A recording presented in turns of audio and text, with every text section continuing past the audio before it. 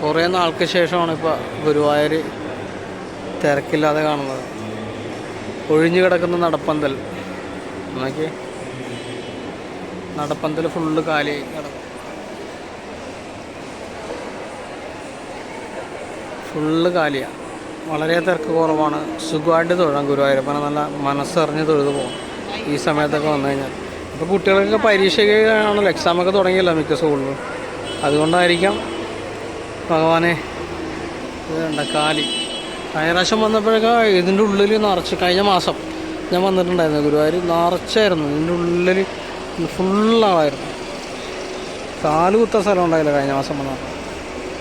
അത്യാവശ്യം തിരക്ക് പറഞ്ഞിട്ടുണ്ട് ഇതിൻ്റെ ഉള്ളിൽ കൂടി.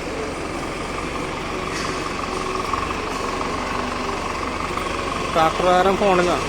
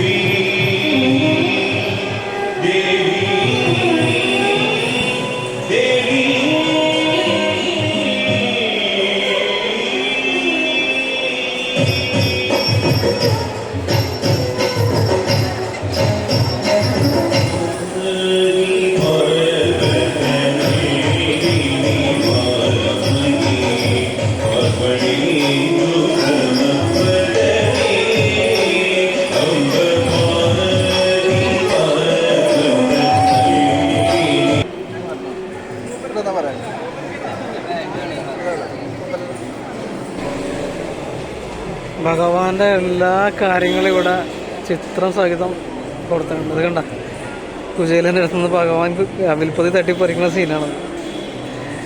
സിന്ധിരസഹം നോക്കി, ഈശ്വര ഭഗവാനെ.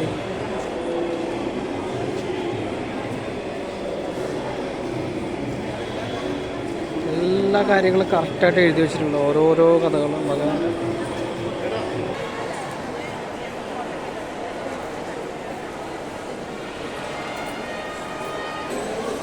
പ്രസാദ കൗണ്ടറിൽ വരെ വളരെ തിരക്ക് കുറവാണ്. പ്രസാദ കൗണ്ടർ ഒട്ടും തിരക്കില്ല. പ്രസാദ കൗണ്ടറിൽ